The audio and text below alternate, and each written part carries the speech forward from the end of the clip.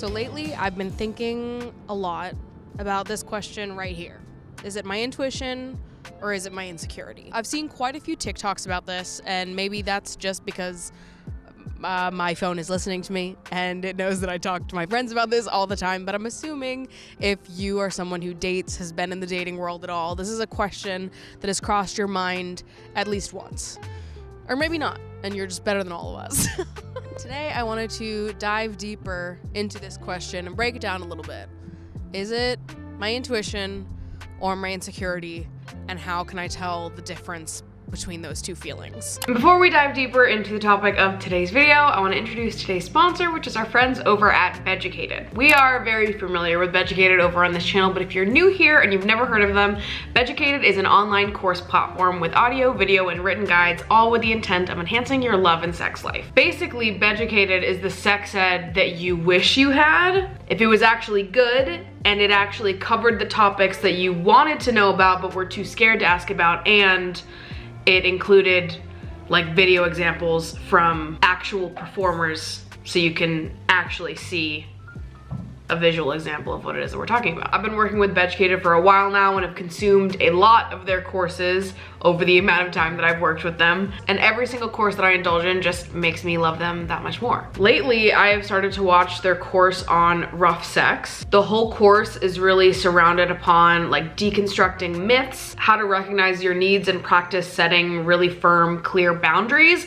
which is so fucking important. Discovering new kinky techniques, as well as just indulging more in the types of communication that can lead to enhanced pleasure. And I feel like there's an appeal for everyone across the board, whether you are a total beginner to these types of topics and you want to learn about it for the first time, or you're someone who has an understanding of these things and just wants to indulge a little further. I particularly have been really enjoying the rough sex course for the parts focused more on communication and boundary setting, because I think that that's something that you could always use a refresh on. It's always good to take a second to reflect on what your boundaries are, what's okay with you and what's not, what you're interested in and what you are absolutely not, and just do that little check-in with yourself. And as always, I've got an incredible code for you guys. You can use code Maddie for 70% off the yearly pass at Beducated. I did not stutter, bitch. 70% off the yearly pass at Beducated. So it's a really great code,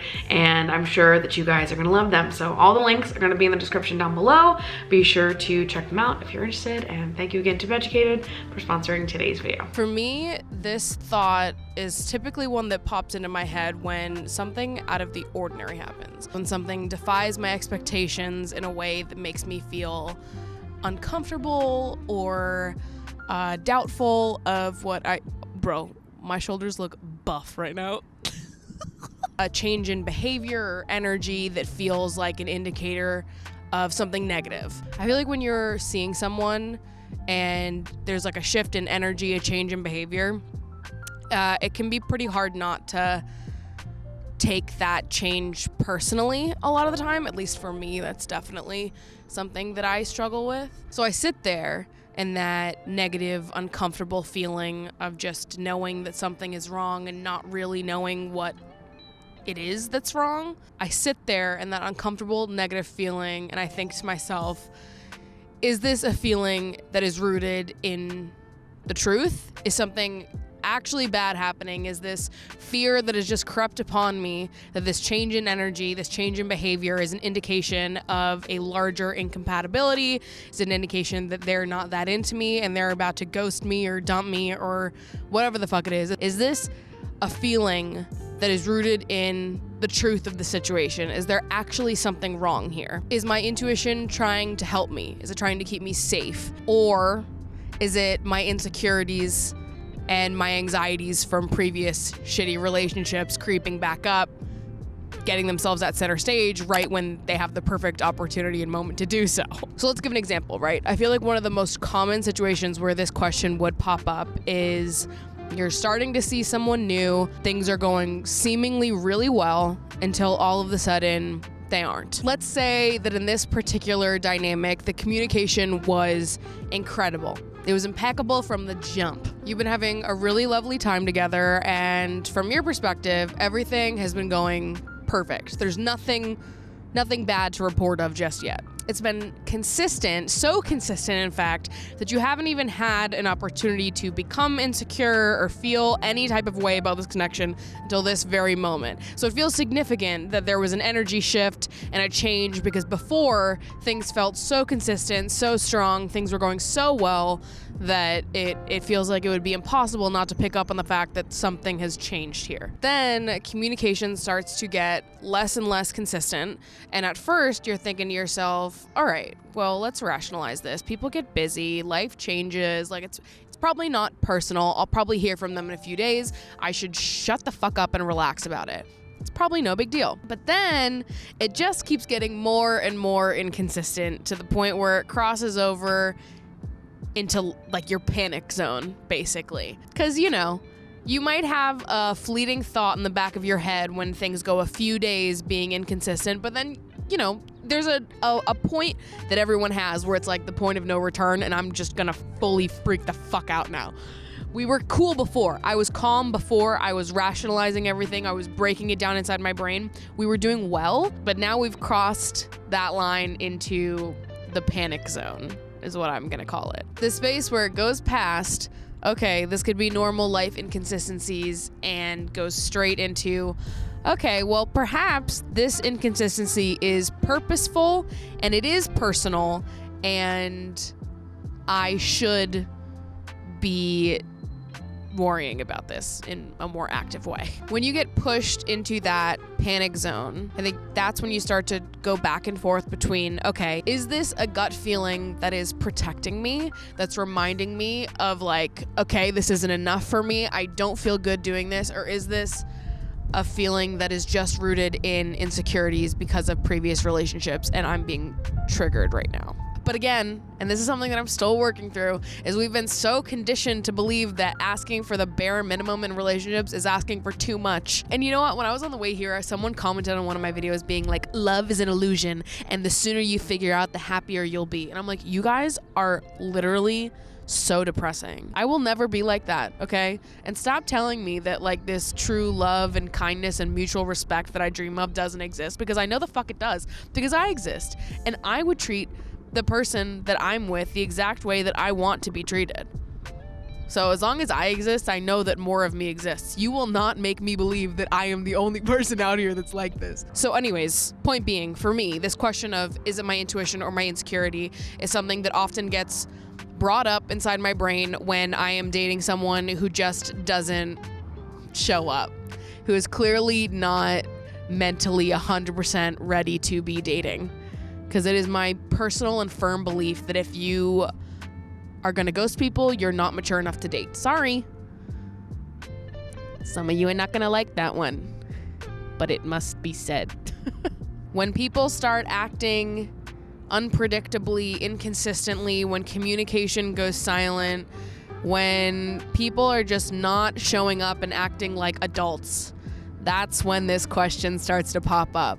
And I also think this question is one that, when it does pop up, it ends up triggering a little bit of envy in me as well, which tends to make the whole thing harder and just feel even more uncomfortable and shitty than it already did in the first place. If you're even having the thought of, is this feeling my intuition or my insecurity, you're already down fucking bad, okay? That feeling sucks. So the fact that that feeling then triggers some envy in me just pisses me off. That sucks. And the reason why envy starts to become pretty prominent for me is because when this back and forth starts to happen and I feel insecure and I feel uncomfortable and I start to feel angry and sad and just like everything feels confusing. It doesn't feel like I can fit it neatly into a box. And this is something that I talk to my therapist about all the time, but my brain needs to be very organized. I have an organized brain, and when my brain is not organized, I freak the fuck out. And this feels like something that I can never organize inside my brain because it doesn't make sense to me. People act in ways that I don't relate to, that I don't understand, and it hurts my feelings so badly. I have to sit here and grapple with myself of like, am I being rational? Am I not? Is this my intuition? Is this my insecurity? And then I just start to feel upset that I even have to think about this in the first place. I start to feel envious of the people that have had nice experiences in dating. I feel envious of people who are soft and sweet and have been given softness and sweetness from other people, I start to get mad because I feel like, how could anybody have made me feel this way? How could you do this to me? Because I was so kind to you, I was so sweet, and you saw how sweet I was and how soft and sensitive, and you just shat fucking all over my life. It just sucks. It hurts my feelings. In my head, I'm just seeing the younger version of myself who was like so bright-eyed and bushy-tailed and believed everyone and just wanted to be loved. All I ever wanted was love. And it just makes me sad. Because it's true. All she ever wanted was love. And all you ever did was shit on my fucking life. Like, I think back to the first guy I dated in New York, and it actually fucking makes me feel like crying when I think about it. Because I'm like, how dare you? How dare you do that to me? Tiny little 18-year-old Maddie, how dare you do that to her?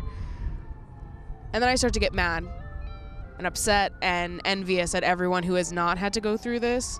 Although I know inside my head that pretty much everyone has at some point.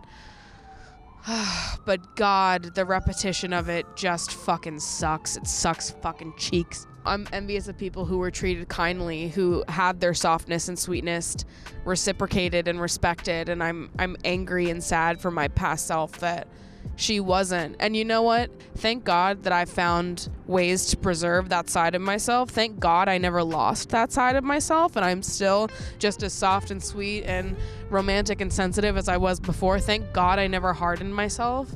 But it still makes me upset that like anyone ever like stomped on me in the first place like that. Cutie little me, come on, who would do that? I like feel envious of people who could experience inconsistencies in dating and deal with inconsistent, non-communicative people and not immediately take it personally.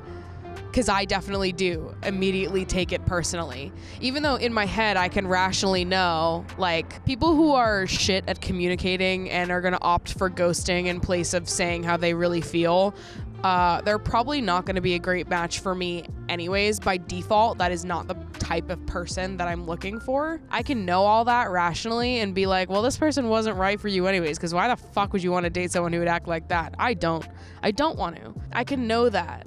In my head, I can sit here and say, rejection is protection. The universe is guiding me away from this person because I am not meant to be with them. I can know that. I can feel that. I can believe that. And my gut reaction is to take it fucking personally and to take their lack of communication as like a big fuck you. Because that's what it feels. That's what it feels like when people treat you like that. When they're fucking shit at communicating and they're inconsistent, it feels like, how could you do that to me? How could you in your heart treat me like that? It must be because you fucking don't see me. You don't see me for how wonderful and amazing I am, because if you did, you never would have done that. And now I have to sit here and grapple with the idea that people can't see me. And there we go. That's how we start to spiral, ladies and gentlemen. And I know that it's taking it too personally. Like, there's truth in what I'm saying, but it's also like it's being taken way too personal. But it feels personal. This is frustrating. Even recording this feels frustrating because I'm like trying to show compassion to myself and be gentle to myself, but I'm also frustrated that I have ever felt this way in the first place. And I feel like as I'm speaking right now, I can't even say something that feels like organized and cohesive, that sits in my brain nicely. Like, this is just a fucking uncomfortable topic and I fucking hate it. But that's also why I wanted to make a video about it, because I feel like a lot of us feel this way just based on conversations with friends that also date. Like, everyone fucking feels this way. Everyone is freaking the fuck out. I don't know. Maybe my big takeaway from this is, if you're a shit communicator, get off dating apps. Go to fucking therapy. So circling back to our main question again, is it my intuition or is it my insecurity? A sentiment that I've heard a lot recently, both online and in conversations with friends, is just that when separating the two, you have to think of it like your intuition is basically the part of you that is able to recognize that something is off, that something is wrong, that something has changed, that something is not living up to your expectations, what you want, what you deserve, what you need. Your intuition is the part of you that like alerts you that there's something that needs to be addressed, that needs to be looked into. And your insecurity is the part that comes in immediately after that and gives whatever your intuition is telling you a reason for why that is happening. Your insecurity comes in to fill in all the blanks, to fill in all of what you don't know with what you have known in the past. Your insecurity is going to come in and give you a narrative and give you something to feel and latch onto before you even know what's going on. And the thing is that sometimes your insecurity is gonna be right. Sometimes it is gonna be the worst case scenario. And unfortunately, there's nothing that we can do to stop that. Sometimes life just do be happening. And like I said, I wish it would not happen to me. But I think the part that I've been trying to hold on to whenever my insecurity does end up being right is just that the right person for me is not going to trigger my insecurities every other day of the fucking week. I'm sorry, they're not. The right person for me is not gonna make me anxious all the time and constantly make me wonder if something is wrong. No, that's just not happening. Like, your partner shouldn't be making you constantly worry that something is wrong. That's a problem. That means that something needs to change. And sometimes, it's not the worst case scenario. Sometimes when things change, when you have a dynamic shift, it's not. The worst case scenario, your insecurity is wrong and it's something that can just be solved with a conversation. And that's that. We move forward, we move onward. But if it is worst case scenario, if your insecurity is right, you deserve so much better than that. And you know that you cannot be with someone who doesn't communicate well, who's inconsistent. You know that you need to be with someone who doesn't make you fucking anxious. That's not too much to ask. Holy shit. Dude, my hair is going absolutely fucking crazy right now. I can't even control it. And this won't be true for everyone, but I feel like I'm in a place with myself now. My insecurities and anxieties when it comes to dating, they don't rear their head unless something is actually wrong. I am not someone who gets worked up at small things. I get worked up at big things. And so when I start to feel that way, when I start to feel sad, and when I start to feel triggered, when I start to feel like something has changed and it's not good, I, at this point, know well enough to trust myself and trust that feeling. And maybe we can work through it and find something that works, or maybe we can't. And this is an indication that this is not the right person for me. And that sucks in and of itself. So in my head, I'm like, if I'm even asking the question of, is it my intuition or my insecurity, that is already enough information for me to know that something isn't working here. And again, that's what it all comes back to in the end, is you're not asking for too much. You're not too needy, to this, to that. You need what you need. And knowing what you need is the first step to getting what it is that you need. To even be sitting there asking yourself, is this my intuition or my insecurity? That's an indication that something isn't working. Something does need to be addressed. And maybe it's not the end of things, maybe it's not worst case scenario. Insecurities are right. I'm being ghosted. I'm being dumped. Maybe it is just a conversation of, I need more communication consistency from you in order to feel secure in this relationship. But that feeling of something is wrong, that is giving you an opportunity to take action and to stand up for yourself. And that's something that I have to remember. Instead of letting myself totally indulge in all the what if scenarios of my insecurities, I need to take that feeling as just an indicator that a conversation needs to happen.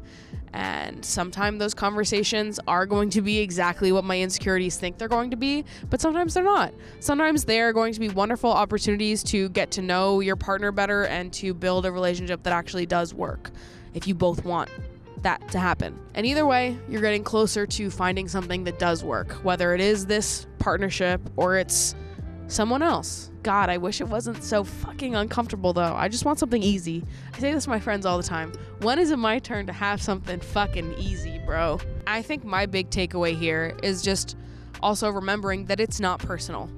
And it's just a matter of figuring out what works for you and what doesn't. Even knowing this style of communication, this inconsistency with communication, this doesn't work for me. And it's not like a good person versus bad person thing. Although sometimes it is. Sorry, I'm just a hater sometimes. I'm a hater towards men on Hinge a lot of the time. But sometimes it's not anyone's fault. It's not like a good person versus bad person. It's just like you're not a match. You're not compatible. And that's fine. you both need what you need, and you are, you know, I want something more invested. I want something consistent. I want someone who communicates, who doesn't fall off the face of the earth for a week.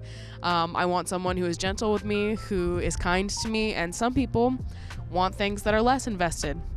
They don't want to speak to their partners every week. Even as I'm saying that, I'm like, what? I guess there are people out there that would rather speak once a week, that just want to like get dinner on the weekend and then shut the fuck up for 7 days.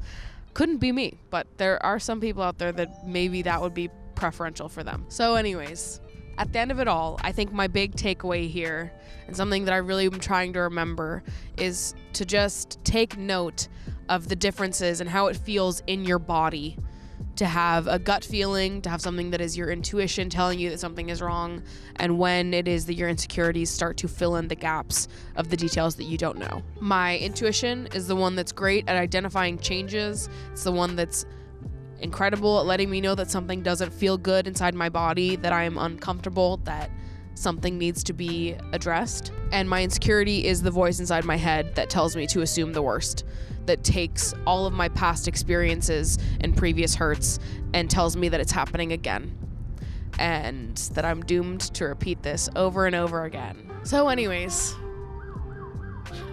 we've reached the end of the video.